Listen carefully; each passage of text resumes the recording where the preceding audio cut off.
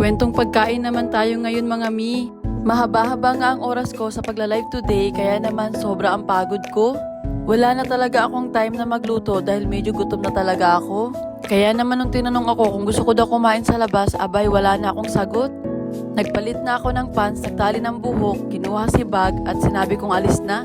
Hindi ko na nga inintindi kung anong itsura ko dyan basta't ang alam ko ay nagugutom ako. Habang naglalakad nga po kami ay iniisip ko talaga kung ano yung mga kakainin ko. Sa dami kong iniisip na gustong kainin ay lalo akong nagugutom. Hindi pa nga kami nakakapag-decide kung ano ang kakainin namin pero ang sabi ko talaga ay gusto ko ng maraming kanin. Yes mga mi, sobrang takaw ko talaga pagdating sa kanin. Alam nyo ba, kahit medyo matagal-tagal na ako dito sa Kuwait ay hindi pa rin talaga ako nasasanay sa pagkain nila dito. Lately, sinusubok-subukan kong tikman yung mga pagkain nila dito para naman kahit papaano may idea ako. Pero hindi talaga sa kaartihan, talagang ayaw talaga sila ng tiyan ko. Tapos mga mi, one day, yung katrabaho ko bumili siya ng chapati at natikman ko, abay, sobrang sarap pala. Pagkatapos nga nun, halos araw-araw ko na siyang kinakain talaga. Tapos maikwento ko lang yung isang kawork ko din, ang hilig naman niya is yung mushakil. Parang nabibirduhan kasi ako sa lasa kasi ang daming laman sa loob. And then sabi nga niya sa akin na tikman ko daw kasi pwede naman daw akong mamili kahit na hindi ilagay lahat. Tapos yung natikman ko nga siya ay talagang nagustuhan ko rin naman pala.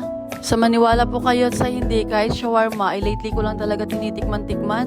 Tapos naaalala ko pa nga po tuwing may okasyon kami sa office ay hindi talaga mawawala sa handaan yung kunafa. Tapos kahit anong pilit na mga katrabaho kong ipatikim sa akin ay ayoko talaga. Tapos one day kumain kami ng kaibigan ko sa labas and then umorder kami ng kunafa. Tapos pinilit nga talaga ako na tikman ko daw. Tapos yung tinikman ko nga siya mga mi, abay napakasarap talaga pala. Kaya naman halos araw-araw ulit kunafa ang kinakain ko. At tuwing may handaan kami, ako talaga ang nangungunang kumain ng kunafa. Tapos hanggang ngayon nagsisisi ako kung bakit ko pinalampas ang mga kunafa before. Ngayon kahit nagkakape kami sa McDo, talaga nagre-request ako na magbitbit ng kunafa. May mga oras pa nga na parang nagiging stress reliever ko siya as in. Ginugol ko naman pong matikman this year ay ang chicken biryani or kahit ano, basat biryani. Yes mga mi, humuhugot pa talaga ako ng lakas ng loob para matikman yun. Alam ko na masarap naman yun, baka ayoko lang talaga yung amoy ng mga spice. Balik tayo dito mga mi, dito nga pala kami nagpunta sa Marina Mall. Nag-request nga ako na sa Bacolod inasal na lang kami kumain dahil medyo namimiss ko na rin talaga ang pagkain dito. Masarap naman kasi talaga ang pagkain nila dito at bukod pa doon ay mura pa. 2 rice na nga ang serving nila kaya alam ko talaga ay magiging happy tummy ako after. Pagdating nga namin dyan, umorder agad kami para naman makakain na. 2 paangan ng manok ang in-order namin dyan at may tag 2 rice na din kasama na rin ang drinks mga mi. May pa-free sabaw na nga din sila kaya talaga namang sulit. Wow. Isa pa nga sa nagustuhan ko dito ay yung atsara nila. After ilang minuto nga lang po ay dumating na yung pagkain namin. Hindi naman masyadong matagal dahil wala naman talaga masyadong tao.